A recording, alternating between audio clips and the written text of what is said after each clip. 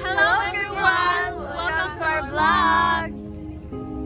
On October 15, 2013, a devastating earthquake struck Bohol, leaving a trail of destruction and impacting countless lives. Today, we're going to talk about our personal experiences and what we learned about resilience after the 2013 Bohol earthquake. Stay tuned as we share our story of strength and hope. I am Chiny Baydal, and karon akong isulti ang akong experience paglinog way back 2013. So during paglinog, wala man to'y klase kay holiday. Narami sa bayad to, then namahaw may kauban ako maigsuon. Kami ra sa akong maigsuon kay akong papa ug mama naaman sa Carmen Mercado, Manila. Namahaw mi adto, unya natingal lang may kay murag na nagdahon og nga murag ni shake na. At first, wala pa nisingin sa hunang-huna nga linog dito kay first time to nako maka-experience og linog. Ever gyud mo pati first time nako. So after dong ni shake na siya, kuan akong mga igsuon, nisod sa kanang ilaw sa table kay di ba mo na sa kanang earthquake drill. Tapos ako naratol ko ni dong dagat ko sa gawas dito sa gawas sa mong balay. Ni dagat ko na ako sa gawas. Then sa akong maigsuon na sila sa ilaw sa table. Then after ito mga pila ka minutes tong earthquake or seconds to minutes, wala na sigin na ko nga linog to. Abi ko kanang unsara kay wala gid ko katuo nga naglinog kay first time ko naka-experience.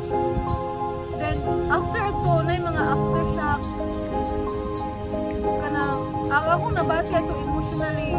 Mahadlok gyud ko kay what if kanang kay nagka-sinkhole man gud sa amo adapit. Hadlok ba what if aftershock ng sinkhole og kalit nga na ba or kanang nay kanang father nga mahugan basta grabe mo ang emotional ato nga experience. Then after ito mga linog, after ito mahitabo ng gawas mitanan, then nagtapok may kami sa mga kabarangay bitaw sa mga silingan na ami sa kapilya nagtapok. So dayhan mga tiguang sa amuan nang hilak sila as in nga grabe ang mga emotional nga na feel ato. Pila ka days nilabay sa paglinog, maski mag aftershock ra or kanang mahadlok jud gyapon may bisig aftershock ra gamay bitaw kubaan jud gyapon may. Then the night sa paglinog, the night ato after sa linog, nag-tent me nami sa kanang space nga lugar nga walay mga kahoy, mura siya ingani bitaw nga sit nga mura siya plaza nga plain ra. Narami ito nag-tent kami sa sobra nag-foam rami sa saw ginay-tent. Maski mag-aftershock ma-feel gid namo nga kanang shake ang ground munang kulba kaayo. Tapos pagbalik ng pagklase mo aftershock gihapon kulbaan gid gihapon nga bisig magkainon sa kay mga simento kaya dili ta pakimpiyansa. Ako si Mercy Kalibusan. Way back 2013, first time na mo ma-experience nga naglinog. So, at na time, narami sa bike, kauban akong manghod nga budgie nga gamay. So, mga 9 or 10 ang edad man siguro to. So, wapay hanaw. So, during naglinog, abi na mo kanang nahigante. Nagtudra sa mong bike. Kay, ano to? Wadyo may kay bang. So, narami sa kwarto man siguro, nitago dito. Kay, feel na mo, murag mahugno itong bicep sa ibabaw. So, narami ito. Pag humana itong linog, nana sila mama, sila papa subay. So, kanang nangita may lugar nga pwede ni manghigda, matog, kay ang among palibot ato is nagaglubi, nagang mga kahoy. So nakasilong rami o naka-stay mi sa katong ubos na bay sa katong amo ni papa nga ang ilang natad kay kanang walay kanang mga infrastructure nga matumba. So dito may nagstay, dito may naghigda na naka-recover rami gud sa mga tabang sa silingan sa katong among barangay gid pang taga-aming relief nya kuan pod kanang mo pod may naingon nga na trauma kay mura ra may wow katawa ra ba bisang manghod so mura ta. I am Dian Ventura. Ang na-experience during sa paglinog way back 2013, sawa pa naglinog, nagluto mi og pamahaw. And then, mo na dito, nay nag-shake, and then pila pa ka seconds bago nag-sink in nga linog na dito. And then mo to nagdagan-dagan mi sa gawas. And then,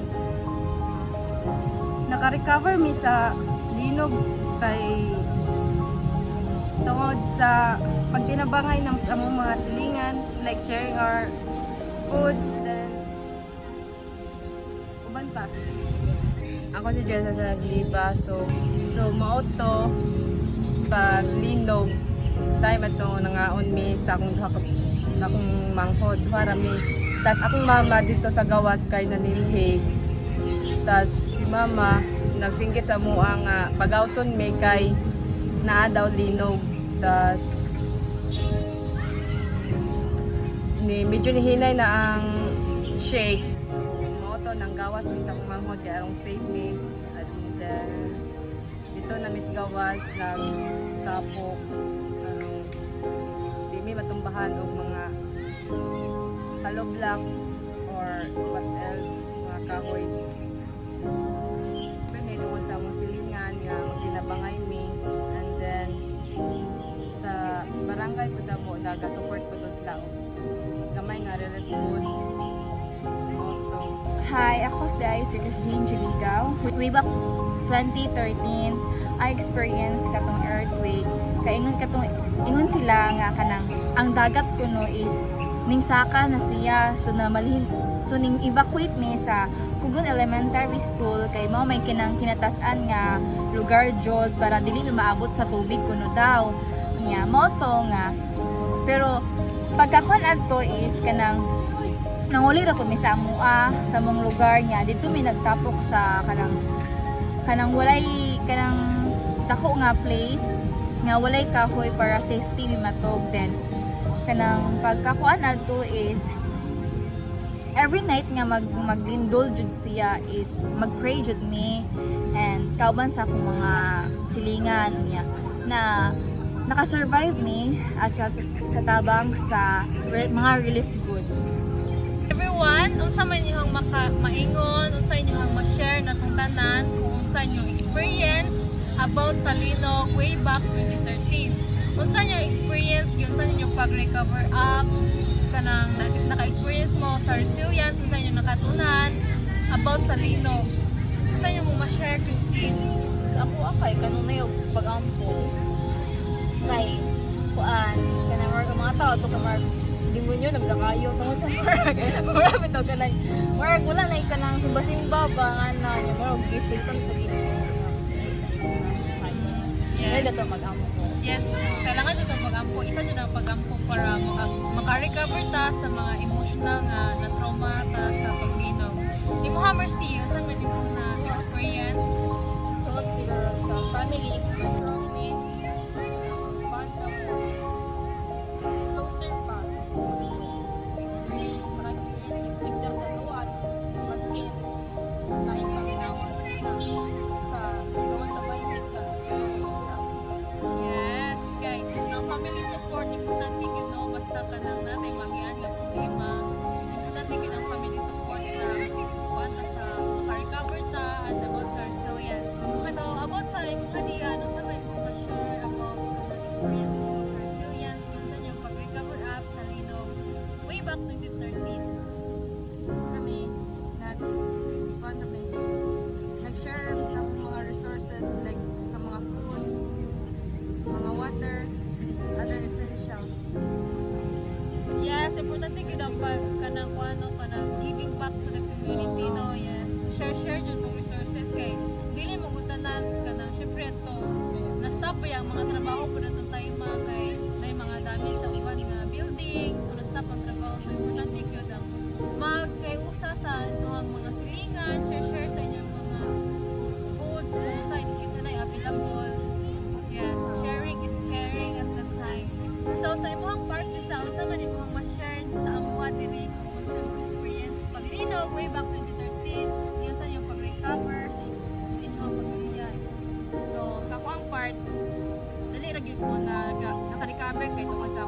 friends, amo nang ikalimtan ang mga bus ato. Tapos dayon, kuan, emotional support sa mga palo. Sa mga friends. So kung magi sa mga friends naka-feel ka og emotional support nila mo na murag nawala ni mo ang kanang trauma sa paglino. Yes. Then sa ako apod, ang resilience god jud is kanang dili siya ka isa ka butang nga mahuman na sa isa ka adlaw. For me it's a process gyud kay grabe po ang trauma na kung nagian dito nga time. Then thankful po ko kay kanang tungkol sa akong pamilya. Okay ra mi tanan. So bising na damage gamay imong balay. As long as kanang safe ra mi tanan. So pamaagi ato naka-recover gyud mi yan. Naka-experience yun ko kanang pagbangon bitaw sa kinabuhi bisin pag unsa nga problema ang atong magian. Remember, no matter how tough things get, we can always find the strength to rise above. The earthquakes showed us the incredible power of human resilience. Support each other, stay strong, and keep moving forward. Resilience is about bouncing back, but also about growing and learning from difficult experiences.